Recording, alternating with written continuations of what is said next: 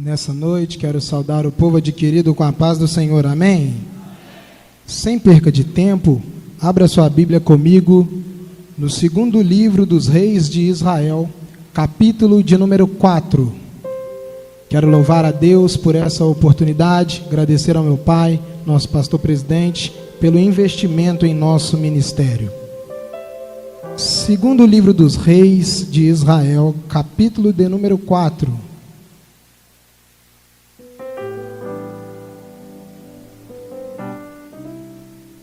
Quem encontrou, diga amém.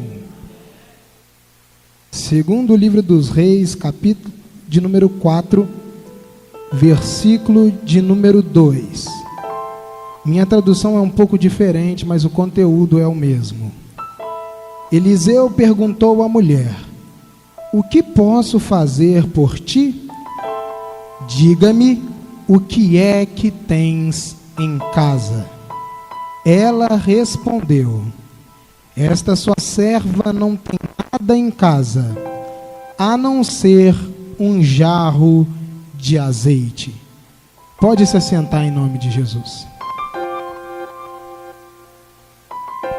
Irmãos, o texto que ora lemos por 6 semanas e hoje na 7ª, traz o tema: declara-me o que é que tens em casa.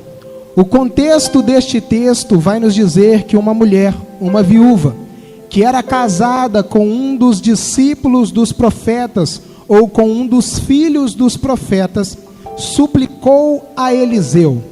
Essa mulher havia acabado de passar por uma situação complicada, e já estava começando a entrar em uma outra situação complicada. A mulher, ela vai diante do profeta e ela inicia no versículo de número 1, dizendo algumas coisas que acontecera em sua casa. Diga comigo, casa. Aquela mulher, ela vai diante do profeta e ela vai dizer algumas coisas que aconteceram em sua casa. Primeira coisa que aconteceu na casa daquela mulher: o meu marido morreu. Então, dentro do ambiente da casa dela, há um ambiente de luto, há um ambiente de tristeza, há um ambiente de amargura. O motivo? O marido morreu. Só que há uma segunda coisa que acontece naquela casa, e que a mulher vai dizer ao profeta: os credores foram na minha casa. Diga assim, os credores.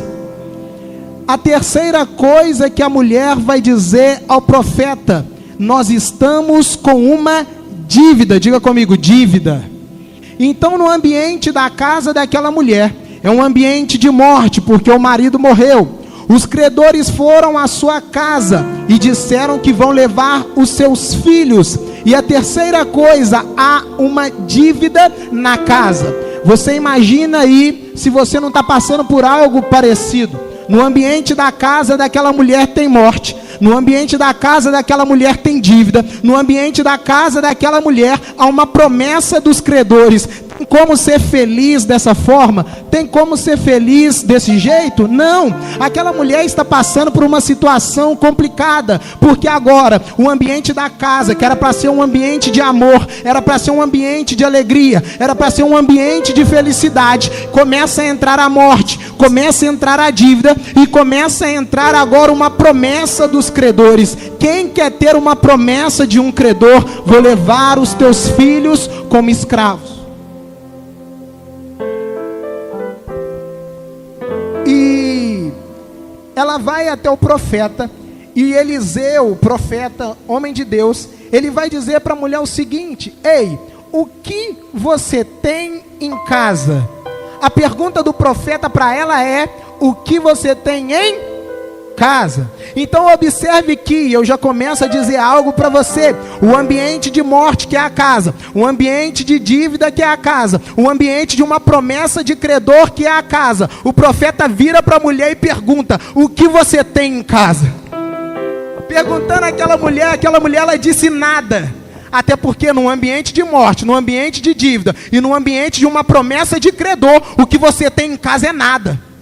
E é isso que acontece com aquela mulher. A primeira resposta da mulher está pautada naquilo que ela estava vivendo. Se você estiver num ambiente de morte, num ambiente de dívida e num ambiente de uma promessa de credor, se alguém perguntar o que tem na sua casa, você talvez também responderia nada. Só que o profeta, ele pergunta para ela: o que você tem em casa? Só que eu creio que o próprio Deus lembrou a mulher de que havia algo bom dentro da casa. Diga para quem está do seu lado: ainda tem algo bom dentro da sua casa. Dentro da sua casa. Dentro da sua casa. Dentro da sua casa. A mulher está olhando o ambiente dizendo: tem dívida? Tem morte?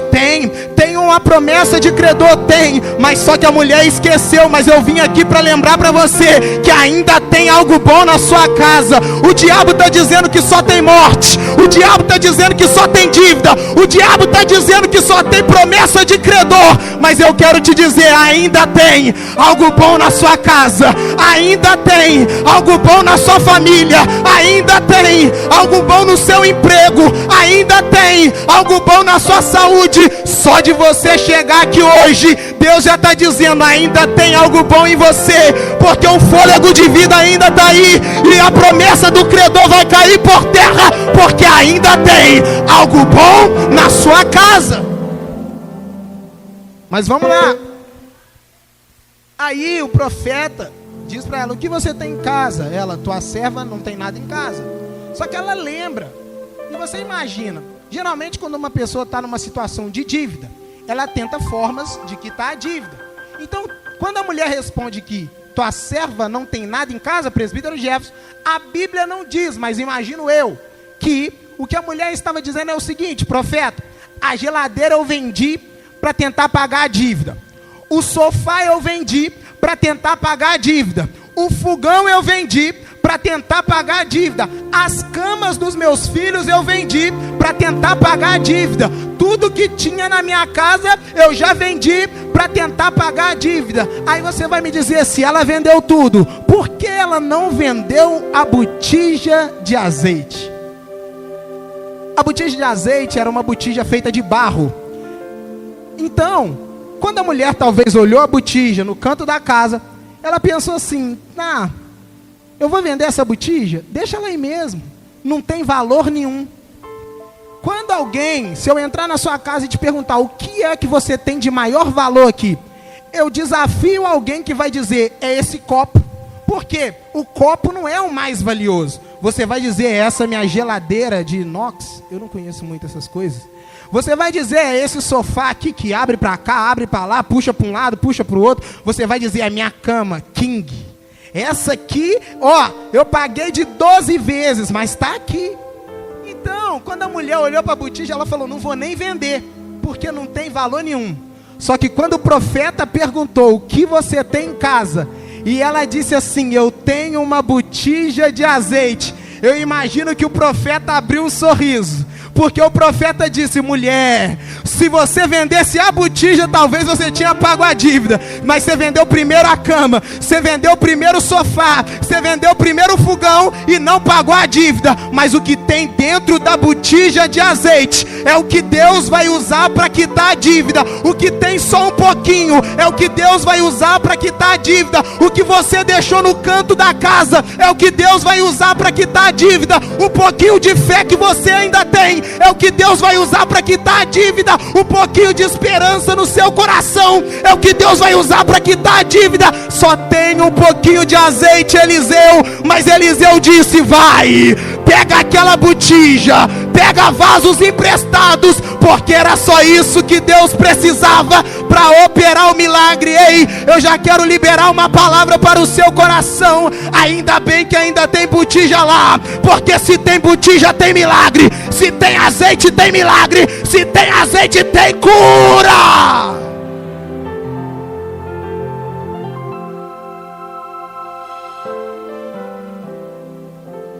Vá, peça emprestadas vasilhas a todos os seus vizinhos.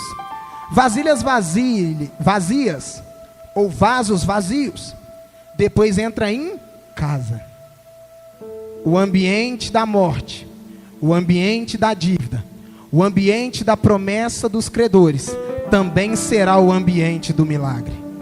Eu vou repetir para você entender: o ambiente da morte, o ambiente da dívida e o ambiente da promessa dos credores será o ambiente do milagre. O ambiente da morte, o ambiente da dívida e o ambiente da promessa dos credores também será o ambiente do milagre. O ambiente da morte, o ambiente da dívida e o ambiente da promessa dos credores também será o ambiente do milagre. O ambiente que disse que só ia ter morte na tua família é o mesmo ambiente que verá a multiplicação do azeite. O ambiente que disse que só teria dívida na sua casa também é o ambiente que verá o azeite multiplicar. O ambiente que disse que a promessa dos credores se cumpriria é o mesmo ambiente que você verá o azeite puro brotar, o azeite puro brotar, o azeite puro brotar, o azeite puro brotar. Ei, os mesmos olhos que viram os credores bater na porta é os mesmos olhos que verão o azeite multiplicar. Os mesmos filhos que ficaram com medo de ser escravo serão os mesmos filhos que vão te ajudar a derramar o azeite na botija. Os mesmos filhos que ficaram com medo de ver os credores os levarem como escravos serão os mesmos filhos que vão dizer: mamãe, a conta tá paga, não devemos mais ninguém, não devemos mais nada, porque Deus multiplicou o azeite. Ei, leva a resposta para tua casa hoje. Qual que é a resposta? A dívida será paga no ambiente da sua casa.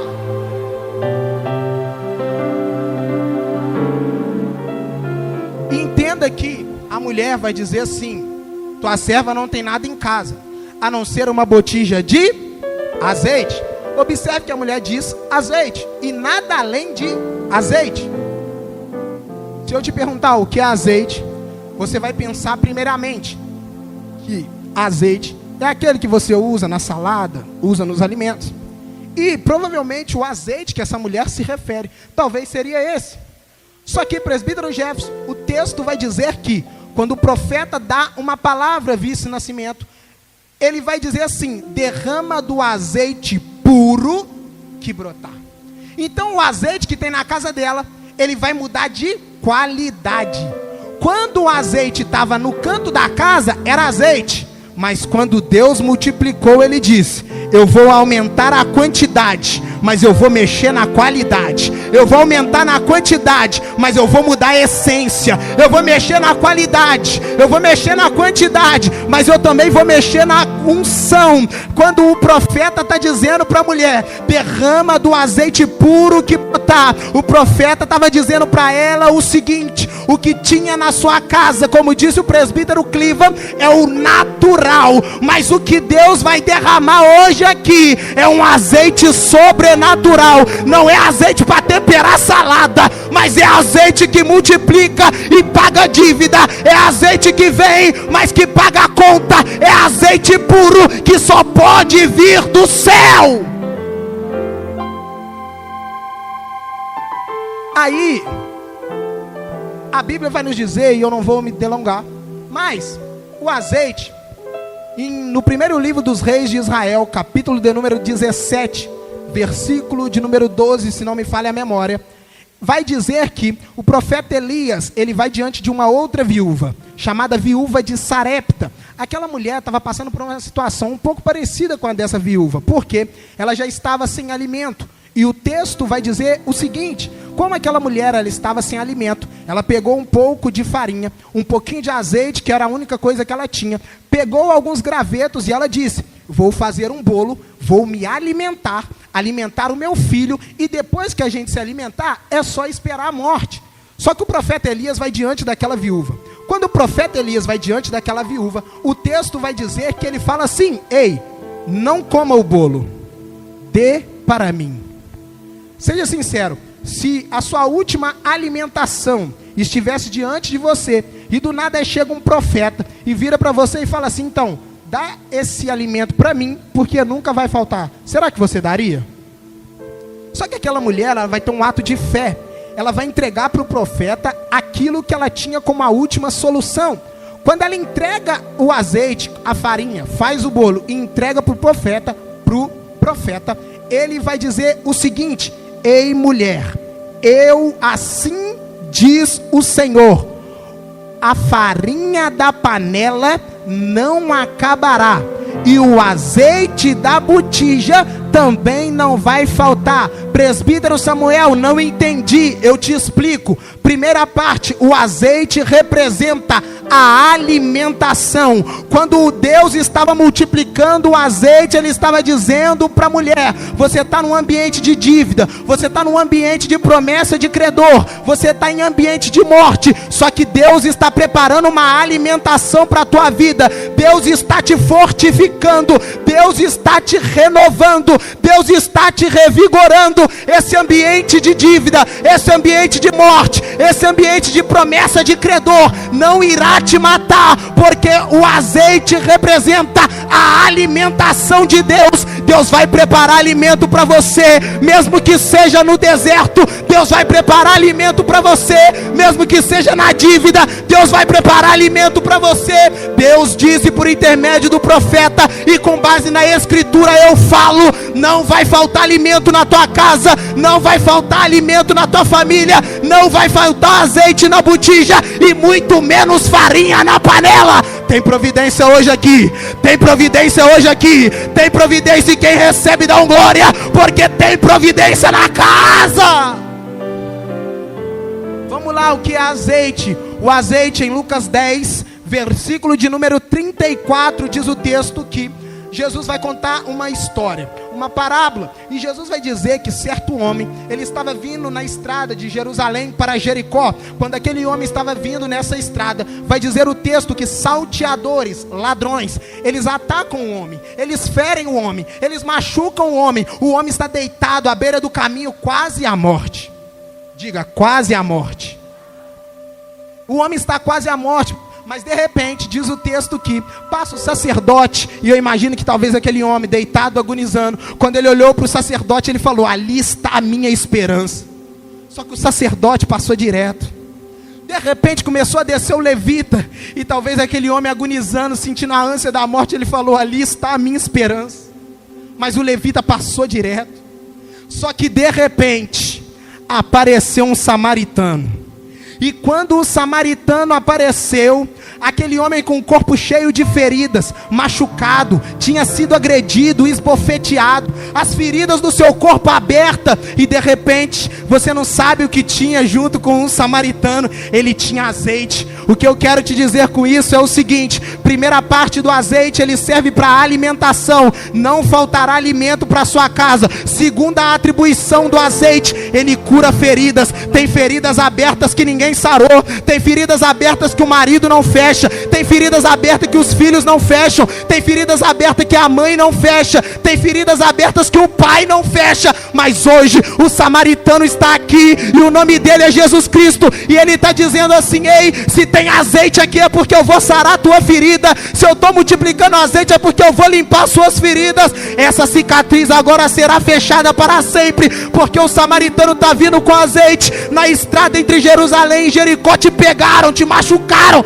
te feriram, disseram aquela palavra que doeu no seu coração, você não consegue perdoar, você não acredita que aquilo aconteceu. Só que o samaritano me mandou eu te dizer uma coisa: eu vou fechar as feridas abertas hoje, eu vou fechar as feridas abertas hoje, eu vou fechar as feridas abertas.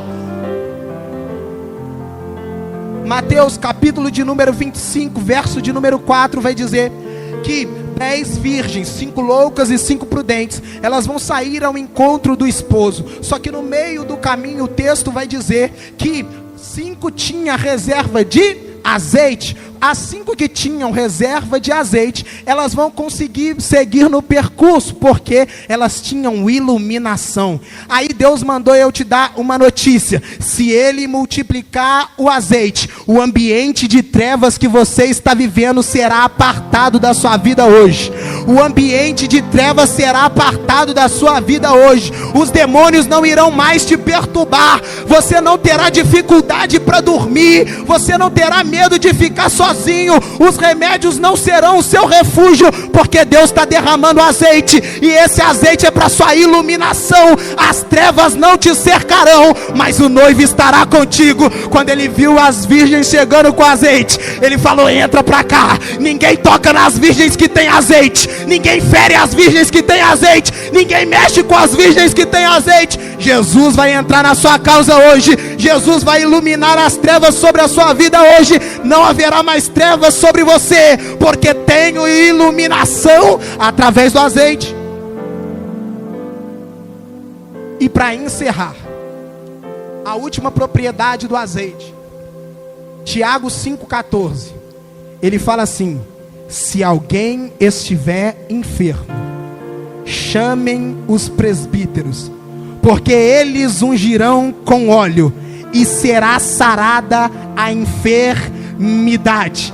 A última propriedade do azeite, eu te convido a ficar de pé, é porque não terá mais enfermidade sobre você. Deus marcou essa noite para te curar, Deus marcou essa noite para te sarar, Deus marcou essa noite para visitar teu parente enfermo, Deus marcou essa noite para visitar o leito do hospital, Deus marcou essa noite para curar essa doença, porque tem azeite sendo multiplicado, e só quem crê pega, só quem crê recebe. Tem cura essa noite, tem iluminação essa noite, tem alimentação essa noite, tem sará.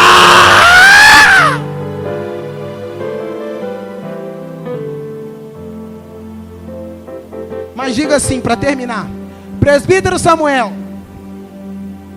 diga, presbítero Samuel, o que aconteceu com a morte na casa dela? Diga assim, o que aconteceu com a dívida na casa dela? E o que aconteceu com a promessa dos credores? O último versículo, o profeta vai dizer: e o azeite parou. Então ela foi e contou ao homem de Deus. Ele disse: vá, venda o azeite, pague a sua dívida. Você e seus filhos vivam do resto. Primeiro ponto: paga a sua dívida. Dívida paga. Se ela vai com os seus filhos, os credores não levaram, promessa anulada.